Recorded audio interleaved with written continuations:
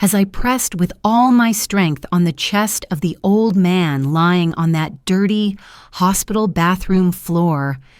I didn't know that the heart starting to beat again under my hands would leave me a $500 million inheritance.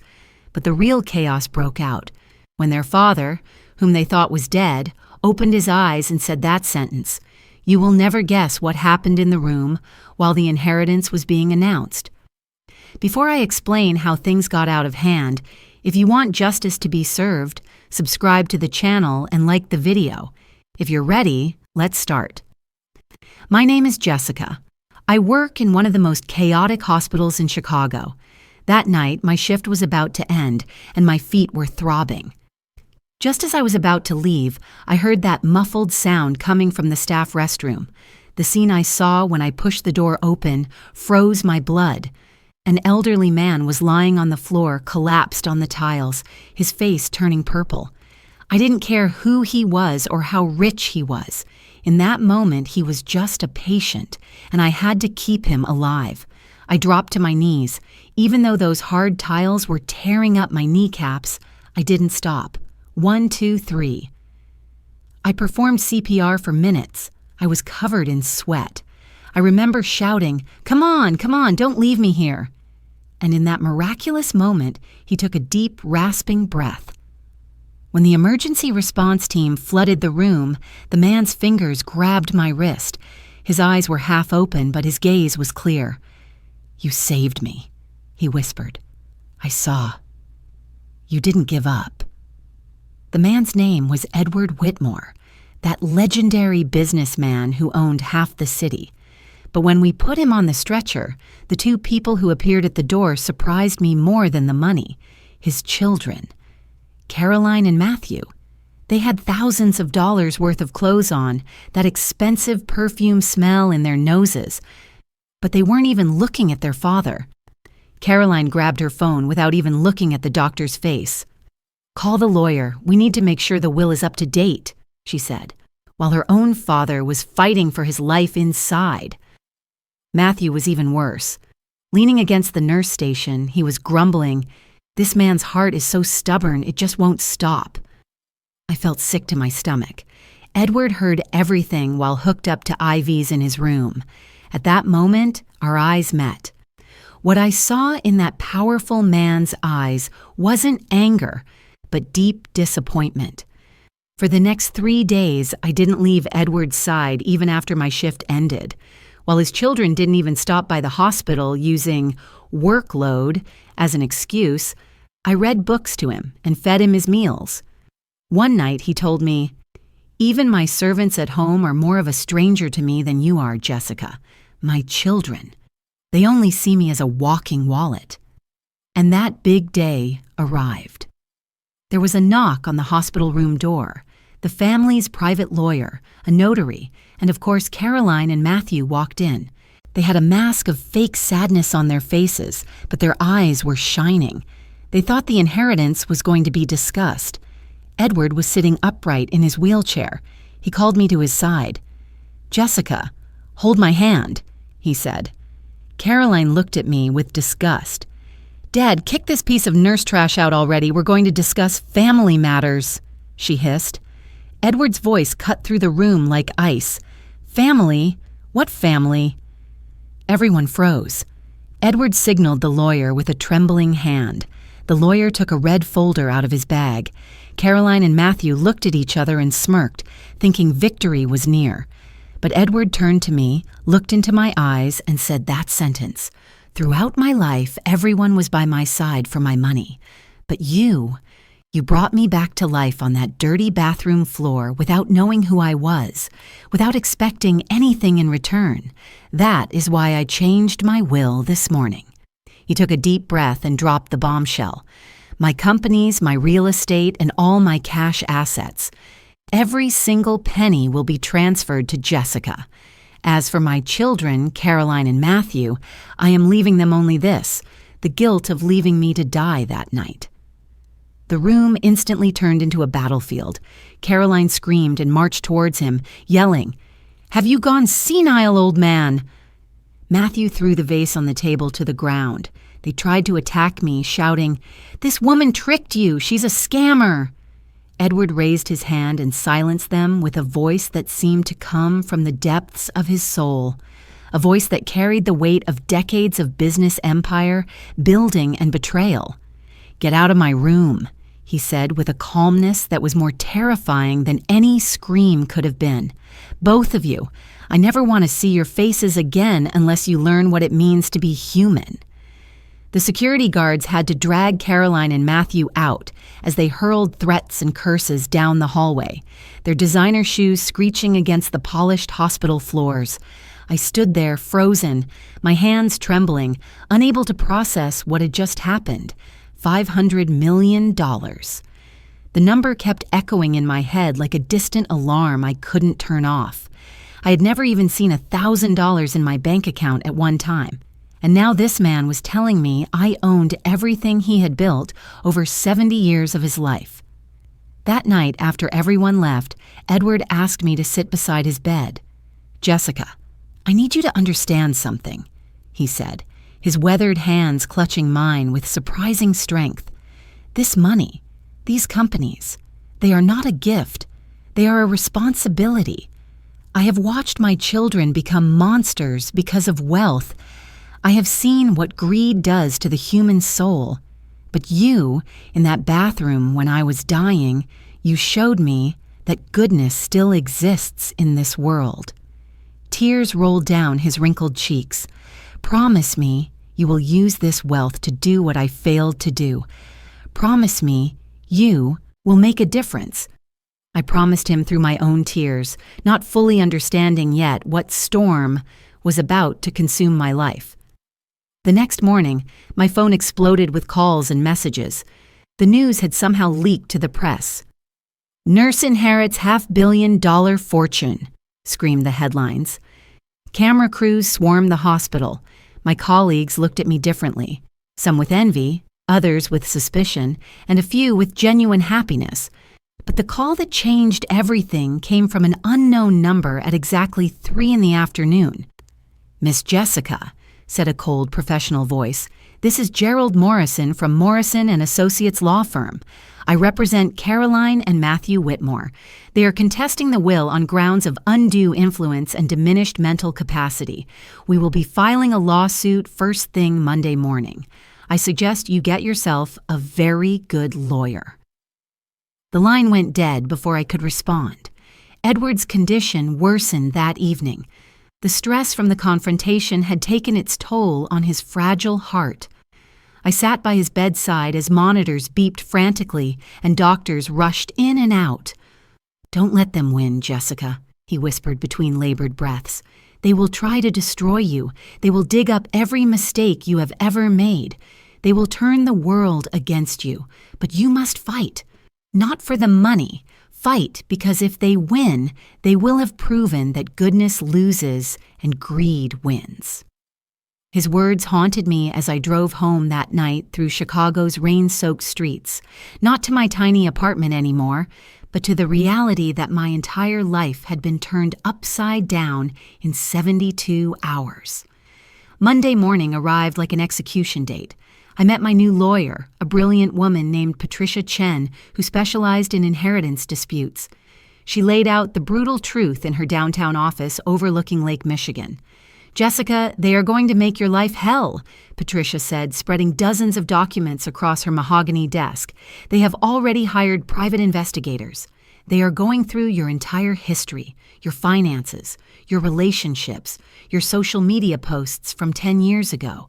They are looking for anything, and I mean anything, they can use to paint you as a manipulator who seduced a dying old man for his money." I felt sick. "But I did nothing wrong," I protested. Patricia's expression softened. "I believe you, but in court, truth and justice are not always the same thing. We need to be prepared for war." The first salvo came faster than we expected. That afternoon, Caroline and Matthew held a press conference on the steps of the courthouse. Caroline, dressed in black as if attending a funeral, dabbed at dry eyes with a handkerchief as she spoke to the cameras. "Our father was a great man. But in his final days, he was not himself, she said with practiced sorrow. He was vulnerable, confused, heavily medicated. And this woman, this nurse, she took advantage of his weakened state. She isolated him from his family. She manipulated him into signing away everything we had worked our whole lives to help him build. Matthew stood beside her, playing the role of the devastated son perfectly.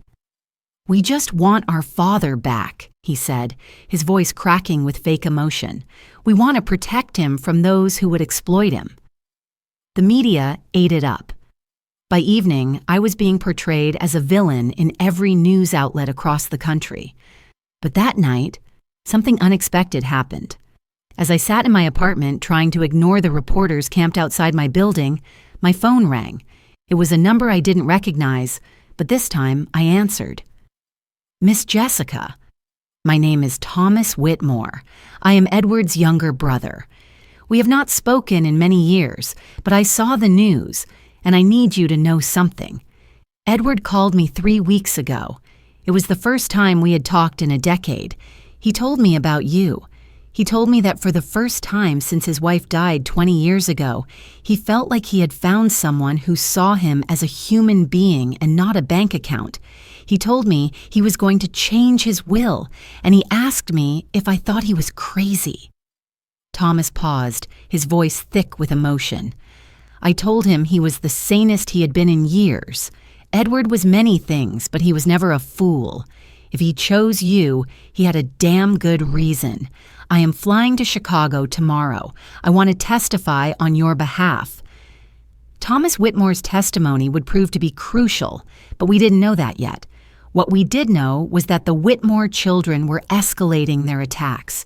They filed an emergency motion to freeze all of Edward's assets, claiming I might try to steal or hide money. They leaked stories to tabloids claiming I had a criminal past, which was completely fabricated, but the damage was done. They even tried to get me fired from the hospital, pressuring the board with threats of lawsuits and bad publicity. My supervisor called me into her office with tears in her eyes. "Jessica, I have known you for 8 years. You are one of the best nurses we have ever had, but the board is putting enormous pressure on me. They want you to take a leave of absence until this is all settled." I understood. I couldn't blame them. My presence was turning the hospital into a media circus. Edward was released from the hospital 2 weeks later against medical advice. He insisted on going home to his massive estate in the wealthy suburb of Lake Forest, and he insisted I come with him. "You are my family now," he said simply. "I am not spending whatever time I have left surrounded by strangers and machines." So I moved into the Whitmore mansion, a sprawling property with 20 rooms, manicured gardens, and a staff of 6. It felt surreal, like I had stepped into someone else's life. But Edward needed round-the-clock care, and I was determined to provide it. The first night in that house, I wandered through halls lined with priceless paintings and photographs documenting decades of Whitmore family history. In every photo, I noticed the same thing. As the children grew older, the smiles became faker, the distances between family members grew wider, and Edward's eyes grew sadder. The legal battle intensified. Depositions, document requests, psychological evaluations. Patricia warned me that Caroline and Matthew's legal team was one of the most ruthless in the country. They were going to put me on the stand and try to break me. They will ask you humiliating questions. They will try to make you angry, make you cry, make you look unstable, Patricia explained during one of our marathon preparation sessions. You need to stay calm no matter what they throw at you. Remember, the judge will be watching everything. We practiced for hours, with Patricia playing the role of a hostile attorney, asking me invasive questions about my personal life, my motivations, my finances. It was exhausting and demoralizing, but I knew it was necessary. Then came the miracle we didn't expect. Edward's personal physician, Dr. Raymond Shaw, came forward with explosive testimony. Dr. Shaw had been Edward's doctor for 30 years and had extensive documentation proving that Edward was in perfect mental health when he changed his will. I evaluated Mr. Whitmore thoroughly just 2 days before he modified his testament, Dr. Shaw stated in his deposition. He was completely lucid, rational, and showed no signs of diminished capacity whatsoever. In fact, I noted in my records that he seemed more at peace and clear-minded than I had seen him in years. He specifically told me that he finally understood what mattered in life, and it was not money or legacy, but human connection and kindness. This testimony was a devastating blow to Caroline and Matthew's case, but they were far from defeated. Caroline's legal team shifted their strategy immediately after Dr. Shaw's testimony threatened to dismantle their entire case. They went on the offensive with a new angle that was more sinister and personal than anything we had anticipated. They hired a media consultant who began planting stories about me in gossip websites and tabloids, painting me as a gold digger who had specifically targeted wealthy elderly patients. They dug up an ex-boyfriend from 10 years ago who they paid to go on a morning talk show and claim I had always been obsessed with money and status, which was an absolute fabrication. But the damage was spreading like wildfire across social media. My face was everywhere, mocked in memes, discussed on television panels, dissected by people who had never met me but felt entitled to judge every aspect of my character and my life. The stress was killing Edward. I could see it in his eyes every morning when I brought him his medication and breakfast. His hands shook more than usual, and the light that had returned to his face after our first conversations was dimming again. One morning, about 6 weeks, into the legal battle, he asked me to wheel him out to the garden overlooking the lake. It was early October, and the leaves were turning brilliant shades of gold and crimson. We sat there in silence for a long time before he finally spoke. "Jessica, I need to tell you something, and I need you to listen carefully without interrupting me," he said, his voice barely above a whisper. "When I collapsed in that bathroom, I was not there by accident. I had taken pills. Not enough to kill myself outright, but enough that I hoped my heart would just stop. I was so tired, Jessica. Tired of being alone in rooms full of people. Tired of knowing my own children were counting down the days until I died. Tired of waking up every morning in a prison of wealth and emptiness." Tears streamed down his weathered face. "But then you brought me back, and when I looked into your eyes, I saw something I had not seen in decades. I saw someone who cared whether I lived or died, not because of what I owned, but because I was a human being. You gave me a reason to keep breathing." I held his hand as we both cried in that garden, and I understood then why this fight mattered so much to him. It was not about the money at all. It was about proving to himself in his final days that he had made one choice in his life that was based on love and gratitude instead of strategy and calculation. "Promise me something," Edward said, gripping my hand with surprising strength. "Promise me that if I die before this is over, you will not give up. Promise me you will see this through to the end. Because if Caroline and Matthew win, they will have proven that people like them always win, and people like you always lose. I cannot leave this world believing that." I made him that promise, not knowing how soon I would have to keep it. The preliminary hearing was scheduled for November 15th. Patricia prepared me extensively, going over every possible question, every potential trap. The night before the hearing, I barely slept. I kept replaying Patricia's warnings in my head about how the opposing counsel would try to paint me as a manipulative seductress who had preyed on a vulnerable old man.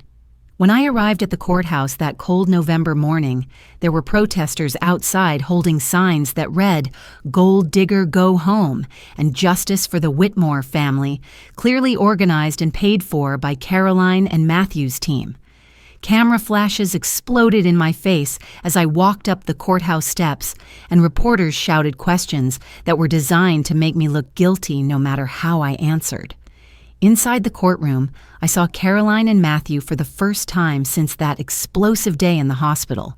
They were dressed impeccably, playing their roles as grieving children to perfection. Caroline even managed to produce tears when the judge entered the room. Their lawyer, Gerald Morrison, was exactly what you would expect from someone who charged $1,000 an hour. Silver hair, expensive suit, and the kind of smooth confidence that comes from never having lost a case he truly cared about winning. The judge, Honorable Margaret Chen, was known for being fair but absolutely no nonsense. She had built her reputation on seeing through manipulation and getting to the truth, regardless of how much money was being thrown around her courtroom. Morrison's opening statement was a masterclass in manipulation. He painted a picture of Edward as a once brilliant man whose mind had deteriorated in his final months, who had become paranoid and isolated, and who had fallen under the spell of a cunning nurse who had recognized his vulnerability and exploited it for financial gain. Your Honor, this case is about protecting an elderly man from predatory behavior, Morrison said, his voice dripping with practiced sympathy. Miss Jessica Martinez saw an opportunity when Edward Whitmore collapsed in that bathroom. She calculated her moves carefully. She isolated him from his family.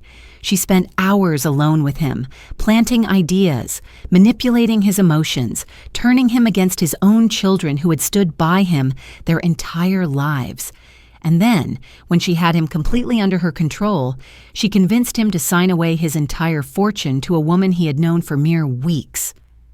I felt my stomach turn as Morrison continued weaving his fiction, making me sound like a criminal mastermind instead of a nurse who had simply tried to save a man's life.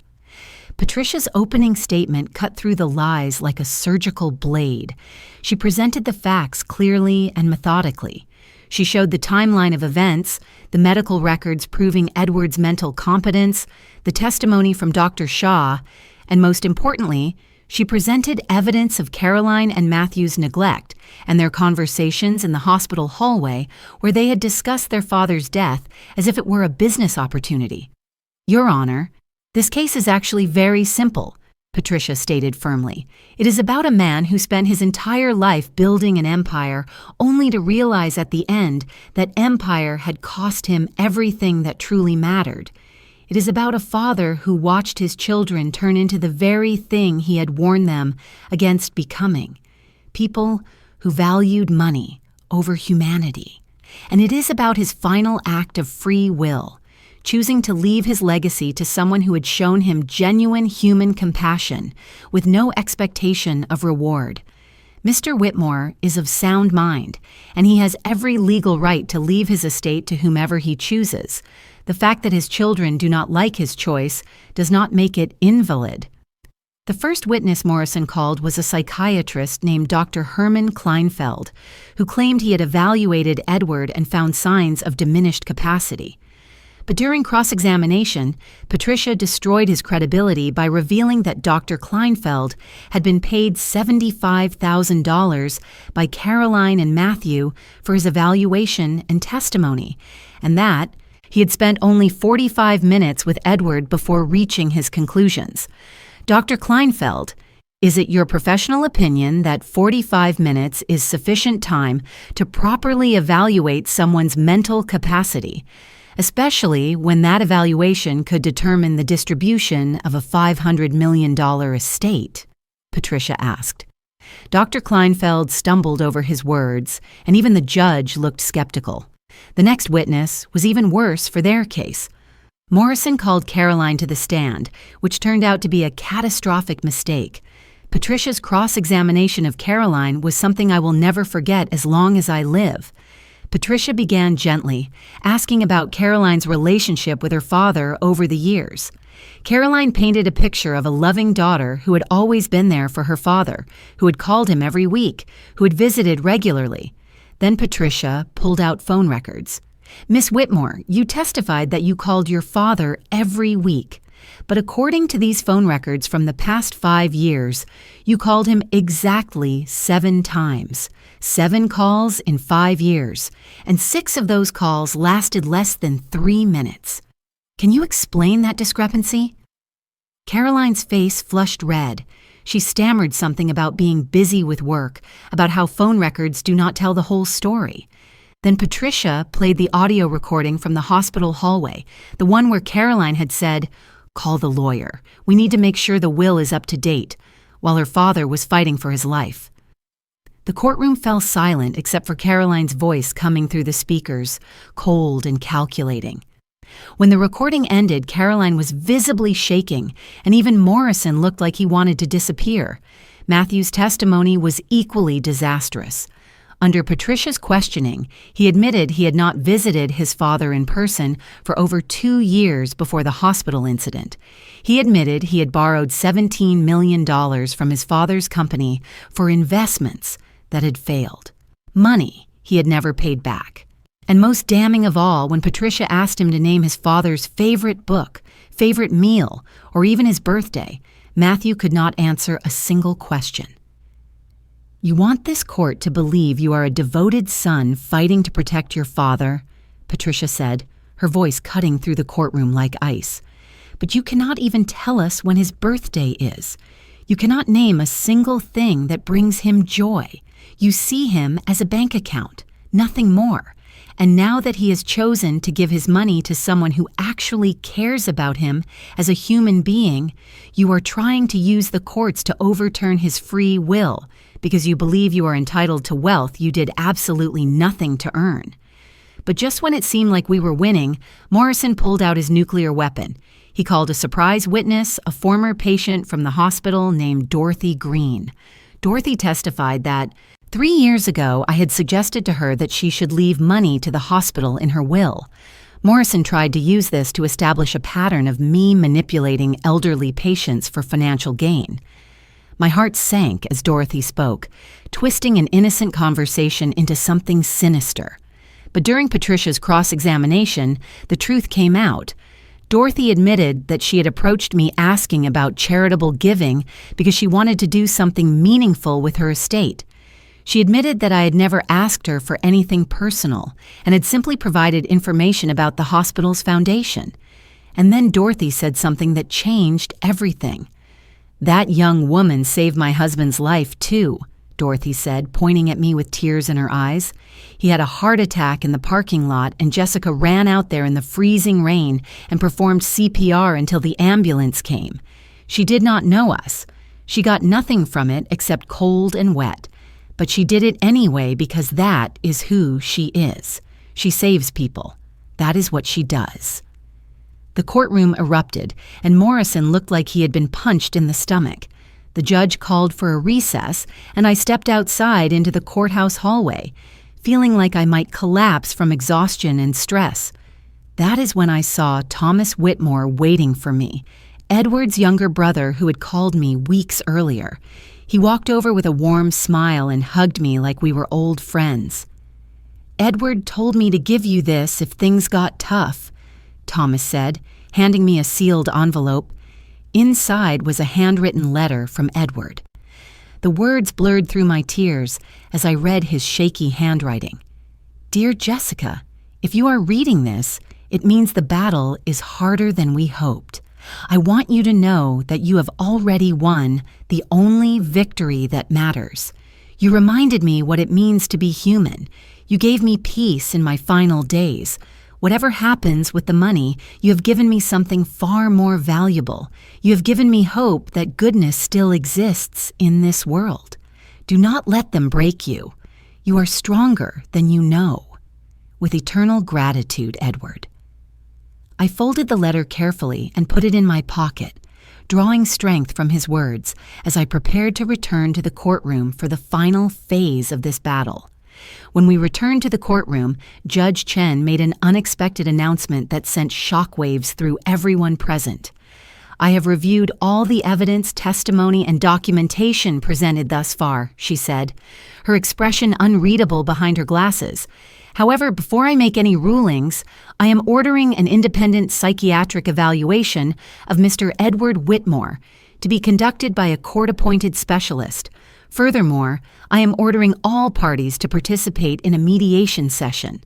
This family has been torn apart, and while I understand the legal issues at stake, I believe there may be an opportunity for resolution that does not require me to make a ruling that will permanently destroy what remains of these relationships.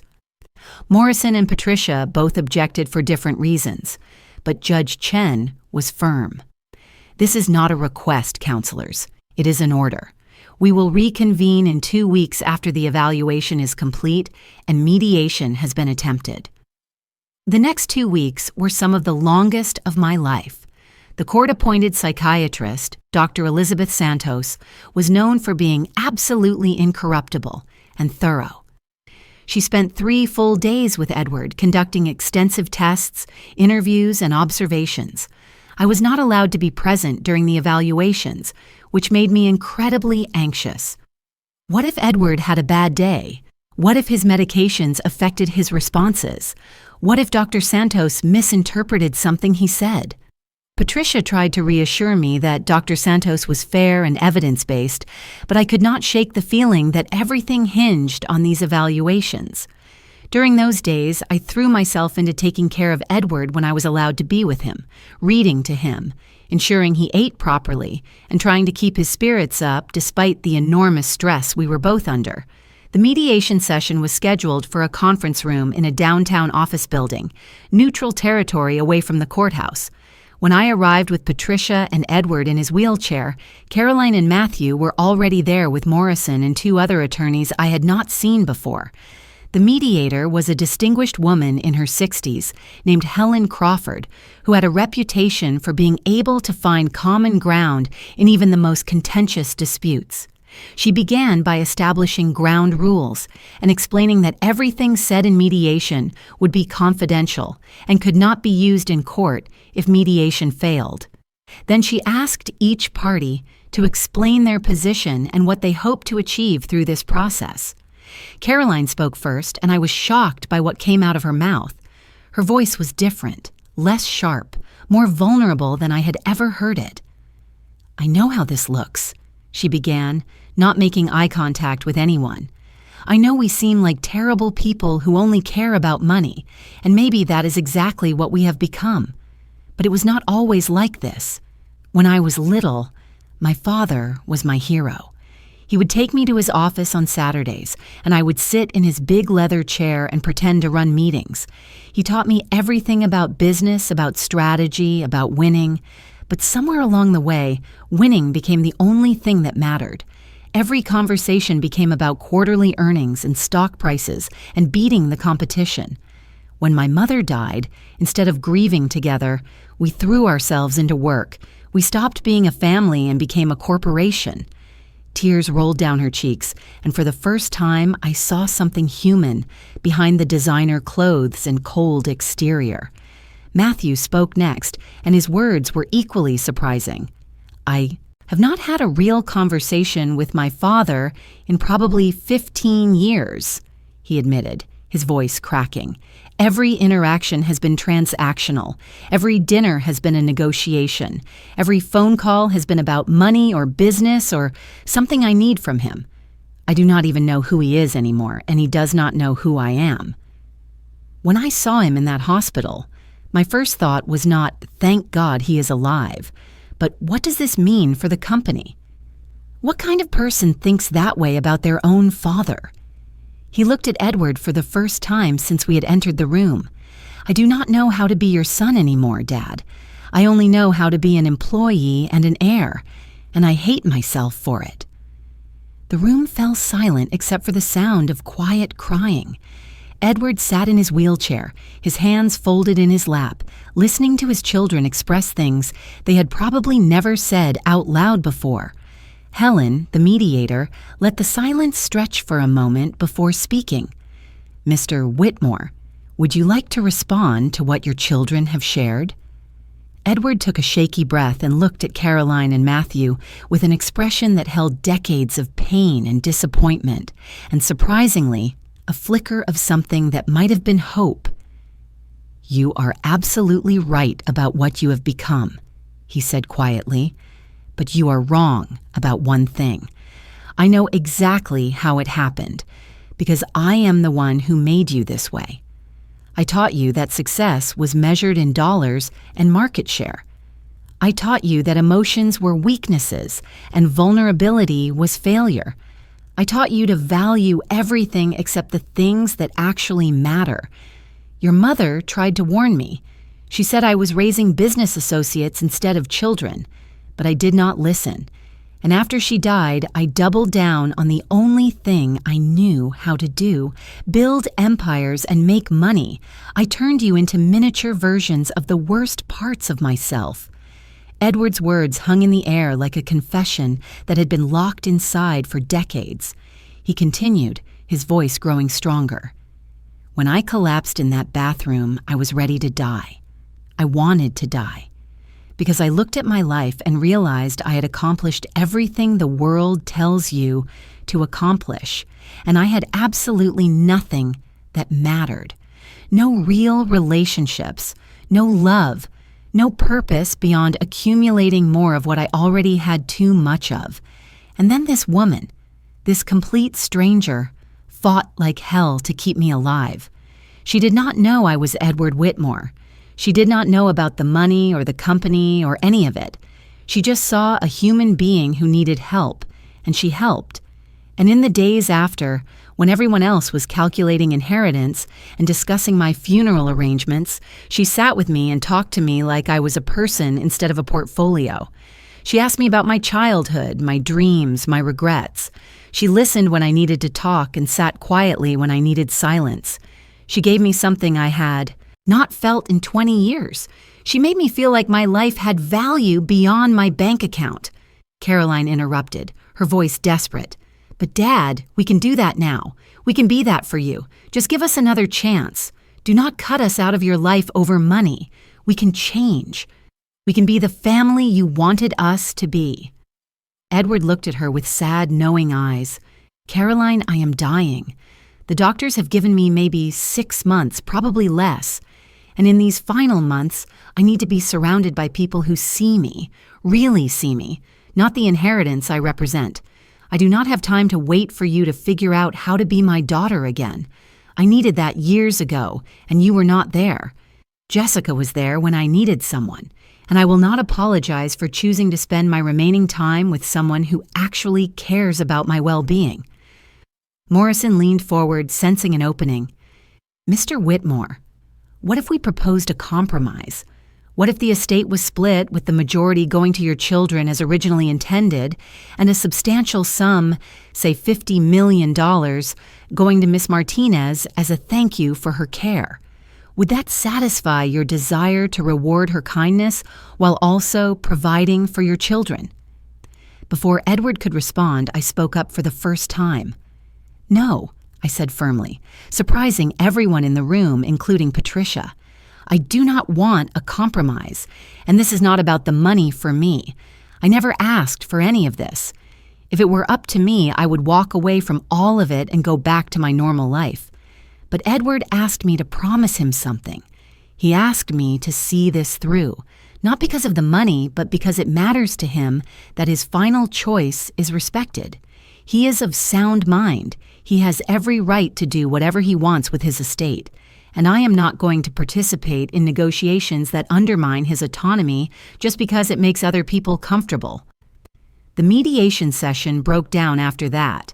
Caroline and Matthew left angry, Morrison was frustrated, and Helen Crawford looked disappointed that she could not find a middle ground. But Edward squeezed my hand and whispered, "Thank you," with such genuine gratitude that I knew I had made the right choice. As we were leaving the building, something unexpected happened that would shift the entire trajectory of the case.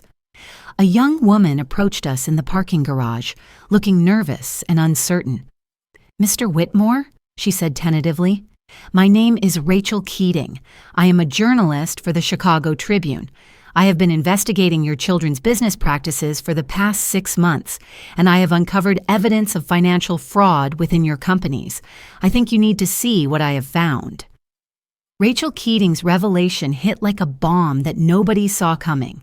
She handed Edward a thick manila folder filled with documents, bank statements, and internal company emails that painted a damning picture of what Caroline and Matthew had been doing for years.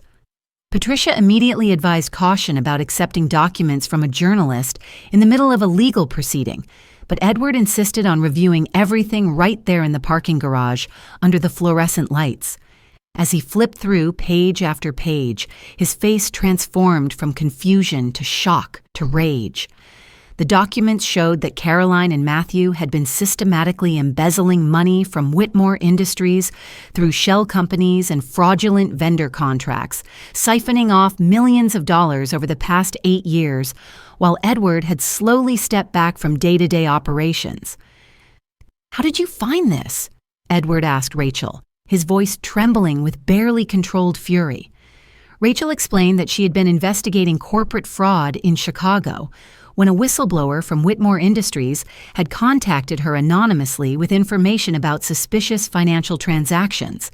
She had spent months verifying the information, tracing money through offshore accounts, and confirming that Caroline and Matthew had stolen approximately $43 million from their own father's company. "I was going to publish this story next week," Rachel explained, "but when I saw the news about the inheritance dispute, I realized this information might be relevant to your case. If your children are claiming they deserve your estate because they helped build your company, the public and the court should know they were also robbing you blind while they did it." Patricia's eyes lit up like fireworks as she processed the implications. "This changes everything," she said, already pulling out her phone to start making calls. "If we can verify this information and present it to the court, it completely destroys their credibility and their claim that they are devoted children fighting to protect their father's legacy. They cannot claim to care about protecting your interests while simultaneously stealing from you." Edward looked older and more tired than I had ever seen him, processing the reality that his children had not only emotionally abandoned him, but had also been committing crimes against him for nearly a decade. I put my hand on his shoulder and he reached up to hold it, drawing strength from the contact as his world continued to crumble and rebuild itself in ways he had never imagined. We spent the next week working with forensic accountants and federal investigators as Rachel's information was verified and expanded upon. It turned out the fraud was even more extensive than the initial documents suggested. Caroline had created fake consulting companies that billed Whitmore Industries for services that were never provided. Matthew had been approving purchases from vendors that he secretly owned, marking up prices by 300% and pocketing the difference. They had been so confident in their schemes, so certain their father would never scrutinize the finances closely enough to catch them, that they had grown careless and left digital trails everywhere. The FBI opened a formal investigation, and suddenly Caroline and Matthew had much bigger problems than an inheritance dispute. The news broke on a Friday morning, and the media frenzy was unlike anything we had experienced so far. "Whitmore heirs under FBI investigation for corporate fraud," screamed the headlines. The same reporters who had vilified me as a gold digger weeks earlier were now calling me a hero and Edward a victim. Public opinion shifted overnight like a ship turning in a storm. The protesters outside our house disappeared, replaced by supporters holding signs that read, "Justice for Edward and Jessica did nothing wrong." Talk show hosts who had mocked me were now apologizing on air. The narrative had completely flipped, and Caroline and Matthew went from being portrayed as grieving children to criminal masterminds who had betrayed their own father. Morrison withdrew from the case immediately, likely recognizing that defending clients under federal investigation for fraud, while they were also fighting an inheritance dispute, was a PR nightmare he did not need. Caroline and Matthew hired criminal defense attorneys and went silent, refusing all media requests and public statements. The preliminary hearing was postponed indefinitely as the criminal investigation took priority. Patricia filed motions to have the inheritance case dismissed entirely, arguing that the plaintiffs had no credibility or standing to challenge the will given their criminal behavior. Judge Chen scheduled a hearing to consider the motion, and everyone understood that this hearing would likely determine the final outcome of the entire case. But during this time, something more important than legal victories was happening. Edward's health was deteriorating rapidly.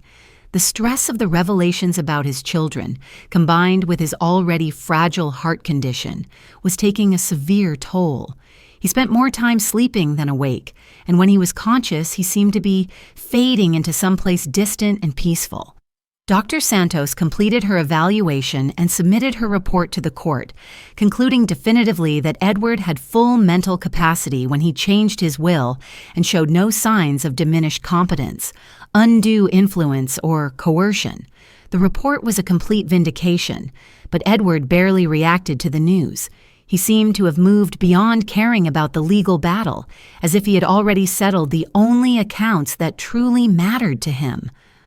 One evening in late November, as the first snow of winter fell outside the windows of his bedroom, Edward asked me to sit with him and just talk. He did not want to discuss the case or his children or the money. He wanted to know about my childhood, my dreams, what I had hoped my life would become before everything got so complicated. I told him about growing up in a small town in Wisconsin, about my mother who had worked 3 jobs to put me through nursing, school, about my dream of opening a free clinic someday where people could get health care, regardless of their ability to pay. Edward listened with complete attention, occasionally asking questions, sometimes just nodding with understanding. When I finished, he was quiet for a long moment before speaking. "Promise me you will do that," he said firmly. "Promise me you will open that clinic. Not someday, soon. That is how I want my money to be used, not sitting in banks growing interest, not buying things nobody needs. I wanted to save lives the way you saved mine." I promised him I would, and I could see the peace settle over his features like a blanket. Over the next few days, Thomas visited frequently, and the 2 brothers reconnected after years of estrangement. They talked about their childhood, about their parents, about the choices they had made and the regrets they carried. Thomas brought photo albums, and they spent hours looking at pictures from decades ago, when life was simpler and family meant something beyond business mergers and stock portfolios. Watching them together, I saw glimpses of who Edward must have been before success and wealth and isolation had hardened him into the man his children had known. He laughed more during those visits with Thomas than I had ever heard him laugh before. Deep belly laughs that ended in coughing fits, but were worth every labored breath. The hearing on Patricia's motion to dismiss was scheduled for December 10th. Edward insisted on attending, despite Dr. Santos and his personal physicians advising against it. "I need to be there," he said with stubborn determination. "I need to look my children in the eye one more time. I need them to see me make this choice with full awareness of what I am doing and why. I owe them that much, even if they do not deserve it." So on a freezing December morning, we transported Edward to the courthouse in a medical van equipped with oxygen and monitoring equipment, with 2 paramedics accompanying us just in case something went wrong. The courthouse was packed with media and spectators, everyone sensing that this was the final chapter of a story that had captivated the nation for months. Caroline and Matthew were already in the courtroom when we arrived, sitting at the defense table with their new attorneys, both looking like they had aged 10 years in the past few weeks. They would not look at Edward as he was wheeled into the courtroom, would not meet his eyes or acknowledge his presence. Judge Chen called the hearing to order and asked Patricia to present her arguments for dismissal. Patricia stood and delivered a devastating summary of everything that had transpired. The evidence of Edward's mental competence, the testimony proving Caroline and Matthew's neglect and greed, and most damning of all, the ongoing federal investigation into their systematic theft from their own father. "Your Honor, the plaintiffs have absolutely no credibility to challenge this will," Patricia concluded.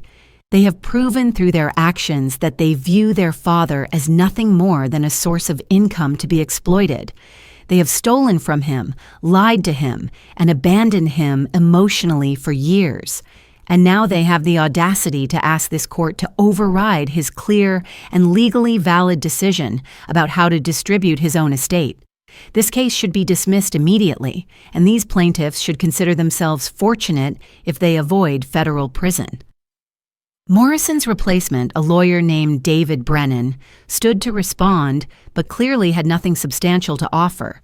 He tried to argue that the fraud allegations were separate from the inheritance dispute, that Caroline and Matthew's financial crimes did not necessarily mean Edward's will was valid, that there were still questions about the timeline and circumstances of the will's modification. But even as he spoke, I could see he knew it was hopeless. Judge Chen's expression made it clear she had already made her decision and was only letting him speak out of procedural courtesy. When Brennan finished his half-hearted arguments and sat down, Judge Chen turned to Edward and did something unexpected.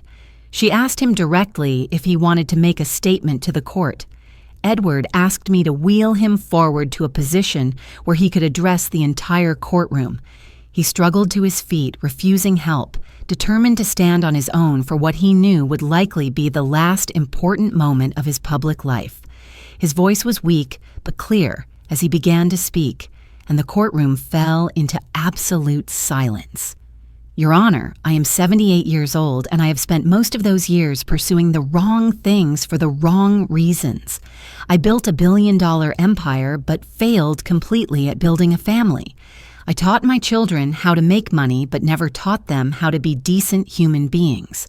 That failure is mine, not theirs. They are what I made them. But I am not here today to make excuses for them or to apologize for my decision.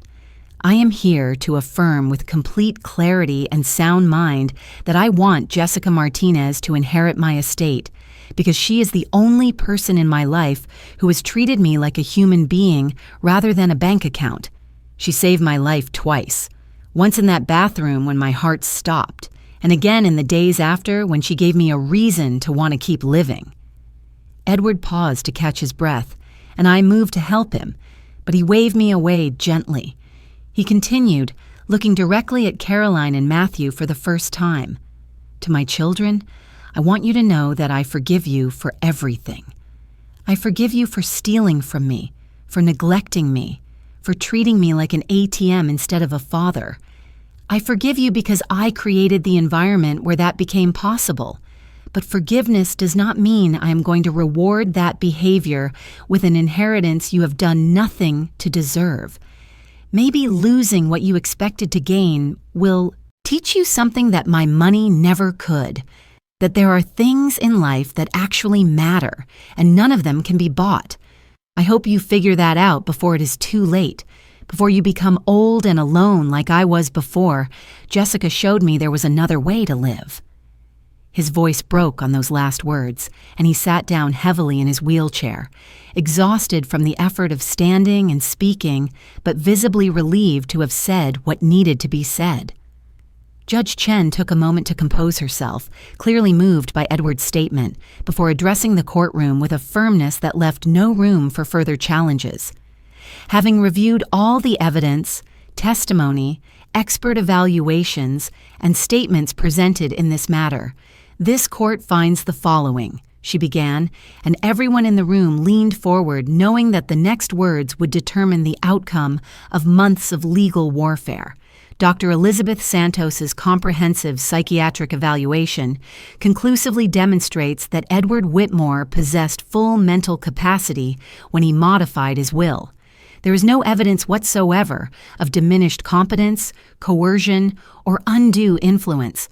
Furthermore, the evidence of financial malfeasance by the plaintiffs has completely undermined any moral or legal standing they might have had to challenge their father's testamentary decisions. The motion to dismiss is granted in its entirety. The last will and testament of Edward Whitmore, naming Jessica Martinez as his sole heir, is hereby deemed valid and enforceable. This case is closed. The gavel came down with a finality that echoed through the silent courtroom like thunder. Caroline and Matthew sat frozen as the reality of their complete and total defeat washed over them. They had lost everything they had expected to inherit. They were facing federal charges that could send them to prison, and they had been publicly exposed as frauds and thieves. Their attorneys quickly gathered papers and escorted them out through a side door as media cameras flashed and reporters shouted questions. I felt no triumph in their destruction, only a deep sadness for the waste of it all, for the family that might have been if different choices had been made decades ago.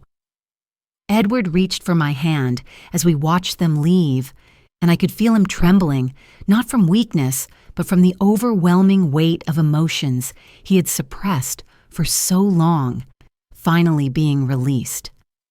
The media circus outside the courthouse was overwhelming, with reporters shoving microphones toward us and shouting questions about how it felt to win, what I planned to do with the money, whether I had any message for Caroline and Matthew.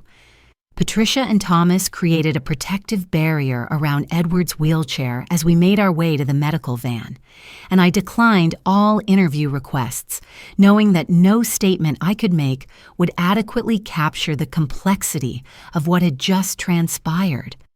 As we drove away from the courthouse through the snowy Chicago streets, Edward looked out the window at the city he had helped build through decades of business dealings and quietly said, "I just want to go home now. I am so tired of fighting." I squeezed his hand and promised him we would make sure his remaining time was peaceful, that the battles were over, and he could finally rest. But peace was not something Edward would have much time to enjoy. 2 days after the court ruling, he suffered a massive heart attack in the middle of the night. I heard the monitor's alarm screaming from my bedroom down the hall and ran to find him gasping for breath, his face gray, his body convulsing with the effort of keeping his heart beating. I called for the live-in medical staff immediately while starting emergency procedures, but even as I worked on him, I could see in his eyes that he knew this was different, that this was the end he had been expecting and in some ways welcoming. The paramedics arrived within minutes and transported him to the hospital, where doctors worked for 3 hours to stabilize him. But the damage was catastrophic. His heart was failing, his kidneys were shutting down, and the doctors told me privately that he had maybe days left, possibly only hours. Edward drifted in and out of consciousness over the next 48 hours, sometimes lucid and communicative, other times lost in dreams or memories that played behind his closed eyelids. During his lucid moments, he talked about his wife Margaret, saying he could feel her presence in the room, that she was waiting for him and he was ready to go to her. He talked about his regrets and his gratitudes, the roads not taken and the moments of beauty he had experienced despite everything. And he repeatedly thanked me, not for the inheritance battles or the legal victories, but for sitting with him, for holding his hand, for treating him with dignity when he had felt worthless. "You gave me the greatest gift anyone could give," he whispered during one of our last coherent conversations.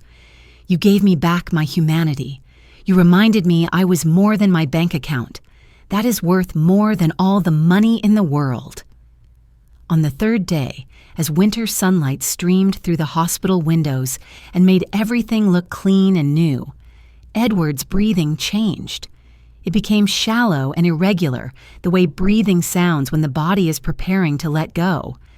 I was sitting beside his bed, holding his hand when he opened his eyes one last time and looked at me with perfect clarity. "Thank you, Jessica," he said, his voice barely a whisper. "Thank you for everything. Now go build something beautiful with what I have left you. Save people. Make a difference. Show the world that money can be used for good when it is in the right hands." Those were his final words. He took 3 more breaths, each one smaller than the last, and then he was gone.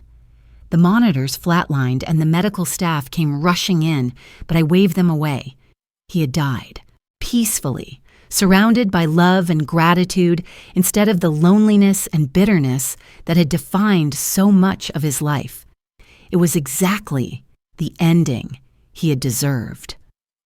The funeral was held on a gray December day at a historic church in downtown Chicago, and despite everything that had happened, it was surprisingly well attended. Business associates who had known Edward for decades came to pay their respects. Hospital staff who had cared for him attended in their uniforms. Former employees who remembered him as a tough but fair boss showed up with stories about how he had helped them during difficult times. Thomas delivered a eulogy that captured both Edward's flaws and his fundamental decency, his mistakes, and his final redemption. And in the back row, I was surprised to see Caroline and Matthew sitting together, both looking genuinely devastated for the first time since I had met them. They did not approach me before or after the service, but as I was leaving, Caroline stopped me in the church parking lot. "Jessica, wait!" she called out, her voice raw from crying. "I need to say something to you before you leave." I turned to face her, and Matthew stood beside her, both of them looking broken in a way that money and lawyers had never been able to fix. Caroline spoke first, her words tumbling out in a rush as if she had been holding them back for too long. "I hated you for months.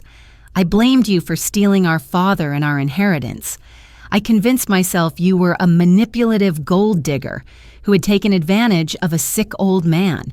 But watching him die, knowing he died happy and at peace because of you, I realized something. He was right about everything he said. We were terrible children. We treated him horribly. We deserved to lose that inheritance, and you deserved to receive it. I do not expect you to forgive us or even to understand, but I needed you to know that I finally get it. I understand what my father saw in you and why he made the choice he made." Matthew nodded in agreement, tears streaming down his face. "We are going to prison," he said bluntly. "Our lawyers think we will get 5 to 7 years for the fraud charges. And honestly, maybe that is what we need. Maybe sitting in a cell with nothing but time to think will teach us the lessons our father tried to teach us, but we refuse to learn. Before we go, though, I wanted to tell you something. Last week, my father sent me a letter.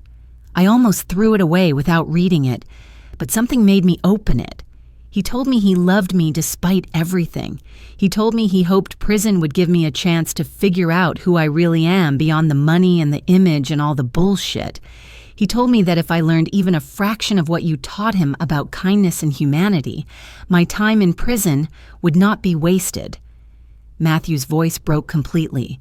"He forgave us, Jessica. After everything we did to him, he forgave us. I do not know if I will ever forgive myself, but I am going to. Try to become someone who deserves that forgiveness." We stood in that parking lot in the cold December wind, 3 people who had been enemies brought together by grief and regret, and the complicated legacy of a man who had changed all our lives in different ways. I did not know what to say to them, did not know if words could bridge the damage that had been done, so I simply hugged them both. Caroline collapsed into my embrace, sobbing like a child, and Matthew wrapped his arms around both of us, and for a moment we were not adversaries or strangers, but 3 human beings, united in the understanding that life is complicated and people are flawed, and sometimes the worst mistakes lead to the most important lessons. "He loved you both," I told them quietly. "He was angry and disappointed, but he loved you. And I think in the end, he hoped losing the money would help you find something more valuable than anything he could have left you in a will." The weeks after the funeral were a blur of paperwork, legal procedures, and the overwhelming reality of suddenly having more money than I could fully comprehend. Patricia helped me navigate the complex process of transferring assets, establishing trusts, and dealing with the logistics of managing a vast fortune. I moved out of the mansion in Lake Forest, unable to live in that huge empty house full of memories and ghosts, and rented a modest apartment while I figured out what came next. I donated $10 million to the hospital where I had worked, establishing an endowment for patient care and staff scholarships. I set up a foundation in Edward's name, dedicated to providing free health care to underserved communities. and I began the process of fulfilling the promise I had made to Edward, opening a network of free clinics across Chicago and beyond, where people could receive quality health care regardless of their ability to pay. The first clinic opened in April in a renovated building in one of Chicago's poorest neighborhoods. We hired excellent doctors and nurses, stocked it with modern equipment, and made it clear that anyone who walked through the doors would be treated with dignity and respect, regardless of their insurance status or financial situation. On opening day, there was a line of people stretching around the block, families who had been putting off medical care because they could not afford it, elderly people who had been rationing medications, children who needed vaccines and checkups they had not been able to get. I worked the first shift myself, wearing scrubs again for the first time in months, and it felt like coming home. This was why Edward had trusted me with his fortune. This was the legacy he had wanted to create, not buildings with his name on them or business empires that would eventually crumble, but something that actually helped people, that saved lives, that made the world slightly less cruel and slightly more kind.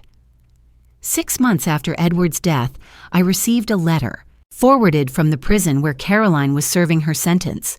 I almost did not open it, afraid of what it might contain, but curiosity won out. Inside was a handwritten note on plain paper, so different from the expensive stationery she had once used for everything. "Dear Jessica," it began, "I am not writing to ask for anything or to make excuses. I am writing because I wanted you to know that I have spent the past 6 months thinking about my father and my life, and all the ways I failed at being a decent human being. Prison is horrible, but it is also clarifying. Without money or status or any of the armor I used to hide behind, I have had to face who I really am, and I do not like what I see. But I am trying to change. I am taking classes. I am reading books my father used to recommend that I always dismissed as boring. I am learning to listen instead of talk, to think before I act, to consider how my choices affect other people. I saw a news story about the clinic you opened, and I cried for an hour because I finally understood what my father was trying to teach us. Money is not the point. Making a difference is the point. You got that lesson naturally. I had to lose everything to begin learning it. Thank you for showing my father kindness in his final months. Thank you for being the daughter he deserved, and thank you for not hating us even though you had every right to. Maybe someday when I get out of here I can volunteer at one of your clinics. I would like to try to make up for even a fraction of the harm I have caused. With sincere regret and hope, Caroline." I read Caroline's letter 3 times, searching for manipulation or hidden agendas, but found only raw honesty that felt genuine in a way her previous communications never had. I wrote back, keeping my response brief but honest, telling her that people can change if they truly want to, that her father had believed in redemption even when he was angry, and that there would be a place for her at the clinic if she was serious about wanting to help others when her sentence was complete. Over the following months, Caroline and I exchanged several more letters, and slowly something unexpected developed between us. Not quite friendship, but a mutual understanding born from shared grief and the complicated legacy of a man who had changed both our lives in profound ways. Matthew also reached out, though his communication was less frequent and more stilted, as if he was still struggling to find words for feelings he had never learned to express. He told me about a fellow inmate who had diabetes and was not receiving proper treatment, and asked if there was anything I could do to help. I made some calls, leveraged some connections, and ensured the man got the medical care he needed. Matthew sent me a thank you note that simply said, "This is what Dad meant about using power for good. I am starting to understand." These small exchanges felt more valuable than any amount of money, proof that even the most damaged relationships could begin to heal if people were willing to do the difficult work of growth and change. The clinic network grew faster than I had anticipated. By the end of the first year, we had opened 5 locations across Chicago, serving thousands of patients who had previously had no access to quality health care. I hired formerly homeless individuals to work as community outreach coordinators, giving them not just jobs, but purpose and dignity. I established partnerships with pharmaceutical companies to provide medications at cost, saving patients hundreds of thousands of dollars in prescription expenses. I created a training program for young people from underserved communities who wanted to pursue careers in healthcare, offering full scholarships and mentorship. Every decision I made, I asked myself, what would Edward want? How can I honor his final wish that his money be used to save lives and make a difference? But running a charitable foundation turned out to be far more complicated than I had imagined. There were constant challenges, regulatory hurdles, staffing shortages, equipment failures, funding gaps despite the enormous initial endowment. I discovered that wealth does not solve all problems. It just creates different kinds of problems that require different kinds of solutions. I made mistakes, hired people who were not right for the roles, launched programs that failed, and learned through trial and error how to be a leader and visionary instead of just a nurse with good intentions. Patricia became not just my lawyer, but my advisor and friend, helping me navigate the complex legal and financial landscape of running a major charitable organization. Thomas also became a regular presence in my life, serving on the foundation's board and offering wisdom from his decades of business experience. On the first anniversary of Edward's death, we held a memorial service at the original clinic, which we had officially named the Edward Whitmore Community Health Center. Hundreds of people attended. Patients whose lives had been saved or improved by our services, staff members who had found meaningful employment, community leaders who had partnered with us, and donors who had been inspired by Edward's story to contribute to our mission. Thomas gave a speech about his brother, talking about both the man Edward had been for most of his life, driven, successful, but emotionally isolated, and the man he had become in his final months, open, grateful, and focused on what truly mattered. My brother made a lot of mistakes in his 78 years, Thomas said, his voice thick with emotion, but his final act was one of perfect clarity. He gave his fortune to someone who would use it not for personal gain, but for public good. He chose love over blood, character over entitlement, and purpose over legacy. I am proud of who he became at the end, and I am grateful to Jessica for showing him there was another way to live. After the memorial, a young woman approached me with tears streaming down her face. "You probably do not remember me," she said, "but I came to your clinic 6 months ago. I was diabetic, had not had insulin in weeks, was about to go into a coma. Your staff treated me, gave me medication, helped me apply for long-term assistance. You saved my life, just like you saved Mr. Whitmore's life. I wanted you to know that your clinic is not just providing health care. It is giving people hope. It is showing people that someone cares whether they live or die." She hugged me tightly, and I realized this was what Edward had meant about finding purpose. This feeling right here, knowing that his money was actively saving lives and reducing suffering, was worth more than any luxury or comfort that wealth could have purchased. But just when everything seemed to be going well, just when I thought the story had reached its natural conclusion, something happened that reminded me how unpredictable life can be and how the past never stays buried as neatly as we would like. I received a call from Patricia with news that made my stomach drop.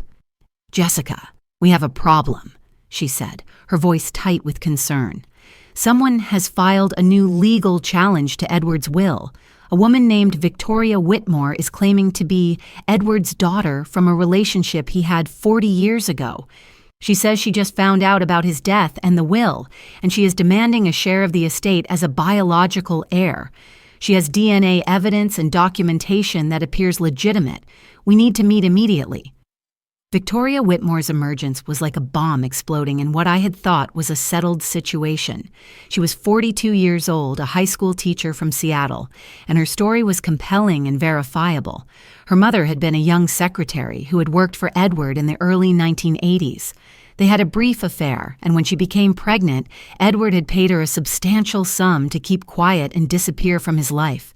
Victoria's mother had raised her as a single parent, never revealing who her father was until her deathbed confession 2 years earlier. Victoria had been processing this information, trying to decide whether to reach out to Edward when she saw news of his death and the will. She was not seeking the entire estate, she claimed, just recognition as his daughter and a portion of the inheritance that she argued was rightfully hers as a biological heir. The DNA test was conclusive. Victoria was Edward's daughter, no question about it. Patricia explained the legal complexities. While Edward's will was clear and valid, inheritance laws in Illinois provided for pretermitted children, heirs who were born or discovered after a will was written, and who the testator had no knowledge of or opportunity to include in estate planning. Victoria's lawyers argued that even though Edward's will was recent, he did not know Victoria existed when he wrote it, so she should be entitled to the share she would have received if he had died without a will, which under Illinois law would be a percentage of the estate equal to what other children would have received. The math was complicated, but it potentially meant Victoria could claim a significant portion of Edward's estate, possibly reducing my inheritance by $100 million or more. My first reaction was anger and defensiveness. This felt like another attack, another person trying to take what Edward had explicitly wanted me to have. But as I learned more about Victoria's story, my feelings became more complicated. She was not Caroline or Matthew. She had not grown up wealthy and entitled. She had struggled financially her entire life, working multiple jobs to pay for college, taking care of her mother during a long illness, sacrificing her own dreams to make ends meet. She had not known Edward existed for most of her life, had not had the opportunity to build any kind of relationship with him, and only wanted what she felt was fair. Recognition that she was his daughter and a share of what he had built. "I am not trying to invalidate what he gave you," Victoria said when we finally met in Patricia's office. "I read about the clinics you have opened, and I think what you are doing is beautiful. But he was my father, even if neither of us knew it. I spent my whole life wondering why I did not have a dad, feeling like something was missing. Finding out the truth gave me answers but also more questions. I am not rich. I am a teacher making $40,000 a year with student loans I will be paying off until I am 60. I am not asking for billions. I just want some financial security and acknowledgement that I existed, that I was his daughter too." I looked at this woman who had Edward's eyes and his stubborn chin, who carried his genes but had never received his love or support or the opportunities his wealth could have provided, and I felt the situation's cruel irony washing over me. Edward had spent his final months regretting how he had raised Caroline and Matthew, wishing he had been a better father, and here was proof that his failures as a parent extended even further than he knew. Victoria had been abandoned before she was even born, denied the chance to know her father, and now she was asking for a tiny fraction of what Edward had given to a stranger who happened to be kind to him in his final days. The situation had no easy answers, no clear right or wrong, just complicated human beings dealing with complicated circumstances created by choices made decades ago. Patricia advised fighting Victoria's claim, arguing that we could potentially win on technical grounds and preserve the full estate for the foundation's work. But I kept thinking about Edward's final words to me, about using his money to make a difference and show that wealth could be used for good. I thought about the promise I had made to him, about building something beautiful, and I thought about what Edward would want if he knew the truth about Victoria, if he had learned in his final days that he had another child out there who had struggled while he accumulated billions. After several sleepless nights of wrestling with the decision, I asked Patricia to arrange a private meeting with Victoria without lawyers or legal proceedings, just the two of us talking honestly about what felt right. We met at a small coffee shop far from downtown, away from media attention and legal offices and all the trappings of the battle we could choose to fight. Victoria arrived looking nervous and exhausted, carrying a folder full of documents she had brought to prove her claim, ready to defend her right to exist in Edward's legacy. But I stopped her before she could open the folder. "I believe you," I told her simply. "I believe you are his daughter. I believe your story, and I do not want to fight you in court or put you through more pain than you have already experienced." Edward spent his final months realizing he had failed his children by teaching them that money was all that mattered. I think if he knew about you, he would have wanted to make things right, to give you what you should have had from the beginning, so I am proposing something different than a legal battle. I explained my idea. Victoria would receive $50 million from the estate, enough to provide her with financial security for life, pay off all her debts, and allow her to pursue her dreams without the constant struggle that had defined her existence.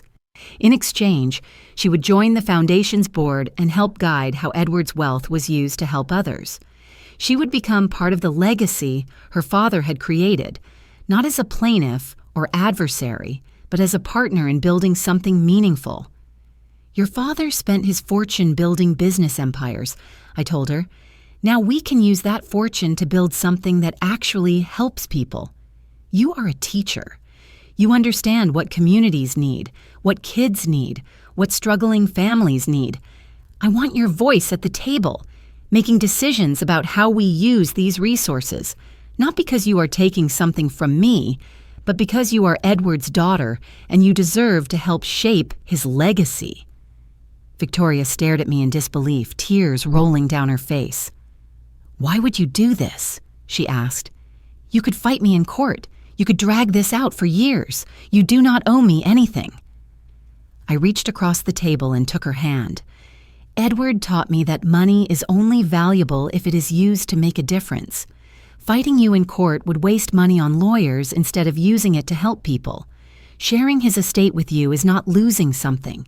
It is honoring what he believed in at the end, that family should be about love and support, not just blood and obligation. You are his daughter. You deserved better than being hidden and denied. This does not fix what he did wrong, but maybe it can be a small step toward making things right." We sat in that coffee shop for 3 hours, talking about Edward, about her mother, about the complicated nature of family and forgiveness, and by the time we left, we had become something neither of us expected, allies in finishing the work Edward had started. The settlement with Victoria was finalized within a month, and her addition to the Foundation's board transformed our work in ways I had not anticipated. She brought insights about education and community development that complemented my healthcare focus, and together we expanded the Foundation's mission beyond medical clinics to include after-school programs, job training initiatives, and housing assistance for families in crisis. The Edward Whitmore Foundation became a model for how wealth could be deployed strategically and compassionately to address systemic poverty and inequality, and Victoria and I became genuine friends, bonded by our shared commitment to honoring a man neither of us had known long enough, but who had changed both our lives forever. Caroline was released from prison after serving 4 years of her 7-year sentence, having earned early release through good behavior and participation in rehabilitation programs. True to her word from those letters, she came to the Foundation's offices the week after her release and asked if there was still a place for her. I could have said no. I could have told her that some betrayals are too deep to forgive, that her presence would be uncomfortable or inappropriate. But I remembered Edward's final message about forgiveness and redemption, and I remembered my own promise to build something beautiful from the ugliness that had defined so much of the Whitmore family history. So I said yes, and Caroline started as a volunteer at our busiest clinic, doing intake paperwork and cleaning exam rooms, the kind of work she had once considered beneath her, but now approached with genuine humility and gratitude for the opportunity to contribute something meaningful. Matthew was released 6 months after Caroline, and he followed a similar path, starting at the bottom and slowly rebuilding his life through service to others. Watching the Whitmore siblings work side by side with formerly homeless individuals, immigrants, and recovering addicts to provide health care to their community was a transformation that felt almost miraculous. They were not the same people who had fought me in court years earlier. Prison and loss and genuine self-reflection had cracked open something in both of them, allowing light into places that had been dark for decades. They would never inherit their father's fortune, but they were inheriting something more valuable: his final lesson about what makes a life worth living. On the 5th anniversary of Edward's death, we gathered at the cemetery where he was buried beside his wife Margaret. The original group had expanded beyond anything I could have imagined. Thomas and his family, Victoria and her husband and 2 children, Caroline and Matthew, who had both rebuilt their lives in service rather than greed, dozens of foundation staff members, hundreds of clinic patients whose lives had been saved or transformed, and journalists documenting what had become one of the most remarkable stories of wealth and redemption in modern history. I stood at Edward's grave with flowers in my hand, and I told him about everything we had built with the gift he had given me. "We have opened 23 clinics across 7 cities, I said, speaking to the stone marker as if he could hear me, and somehow feeling that maybe he could. We have treated over 200,000 patients who had nowhere else to turn. We have trained 500 young people from disadvantaged backgrounds to become healthcare professionals.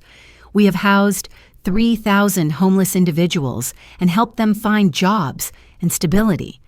We have partnered with schools to provide mental health services to kids who were struggling with trauma and abuse.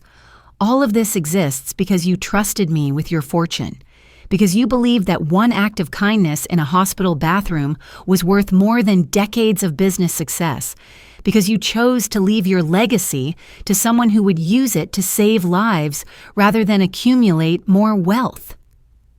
I paused, wiping tears from my eyes as the enormity of what we had accomplished over 5 years washed over me.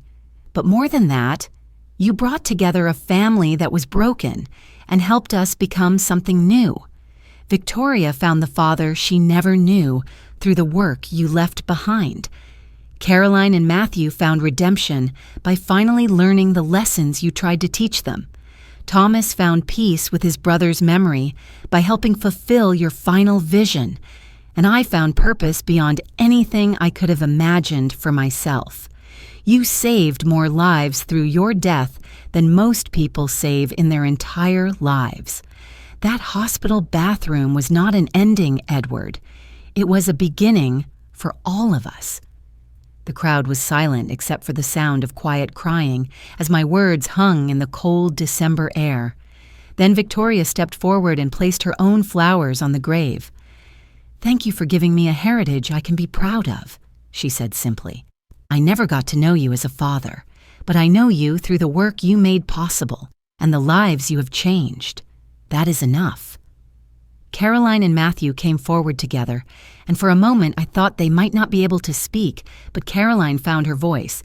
"Dad, I wasted so many years being the wrong kind of person, chasing the wrong things, hurting people who deserved better. I cannot get those years back, and I cannot undo the pain I caused you. But I am trying every single day to become someone you could have been proud of. I am trying to be the daughter you deserved instead of the one you got. I hope wherever you are, you can see that I am finally learning, I am finally growing up, and I am finally understanding what you tried to tell us at the end." Matthew simply said, "I am sorry, Dad, for everything. But I am grateful too. Grateful that you did not give up on us completely.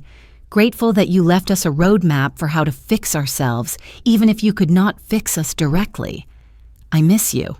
I wish I had told you that when you were alive." The simplicity of his words carried more weight than any elaborate speech could have, and I saw several people in the crowd openly sobbing at the raw honesty of his confession. Then Thomas spoke, his voice strong despite his own tears. "Brother, you did it. You figured out at the end what took me a lifetime to learn, that love is the only currency that actually matters, that kindness is the only legacy worth leaving, and that it is never too late to choose differently. I am proud of you. I am proud of what you built, and I am proud to help carry your work forward." As the ceremony concluded and people began to disperse, I remained at the grave for a few extra minutes alone. I thought about that night 5 years ago when I had heard strange sounds coming from a hospital bathroom and made the split-second decision to investigate instead of walking away. I thought about how easily things could have gone differently if I had been 10 seconds slower, if I had hesitated instead of acting, if I had given up on the CPR when it seemed hopeless. That one decision had set in motion a chain of events that had transformed not just my life, but dozens or hundreds or maybe thousands of lives, rippling outward in ways I was still discovering. "I kept my promise," I whispered to Edward's grave. "I built something beautiful. I used your money to save people and give them hope and show them that kindness exists even in dark places. But you gave me something more valuable than money, Edward. You gave me purpose. You showed me that one person really can make a difference if they are willing to try. You taught me that it is never too late to choose love over fear, generosity over greed, connection over isolation. Thank you for trusting me. Thank you for seeing something in me that I did not even see in myself. Thank you for giving me the opportunity to spend the rest of my life honoring your memory by helping others." I placed one final flower on the grave, a white rose like the ones Margaret had apparently loved, according to the stories Thomas had told me. As I turned to walk away, I saw a young woman approaching the cemetery entrance with a small child in her arms. She looked uncertain, like she was not sure if she was in the right place. I walked over to her, and she looked at me with recognition. "Are you Jessica?" she asked nervously. "The lady from the clinic?" I nodded, and she smiled with relief. "I just wanted to come say thank you.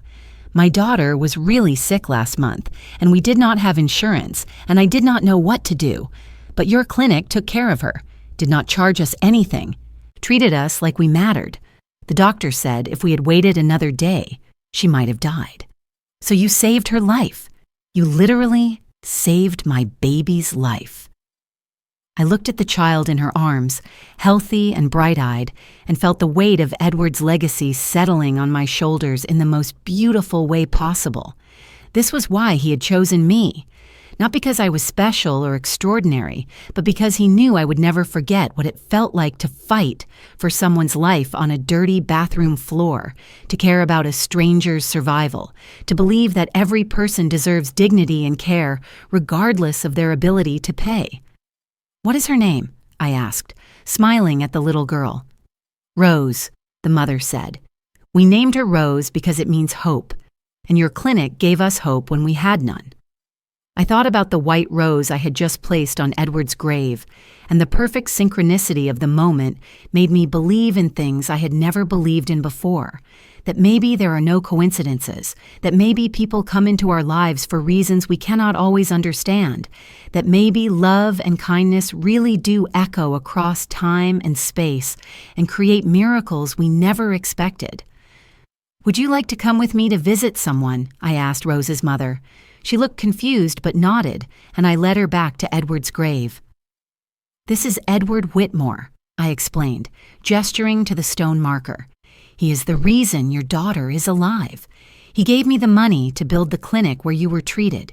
He saved your baby's life even though he died 5 years ago, because he believed that wealth should be used to help people. I want you to say thank you to him too, because none of this would exist without his choice."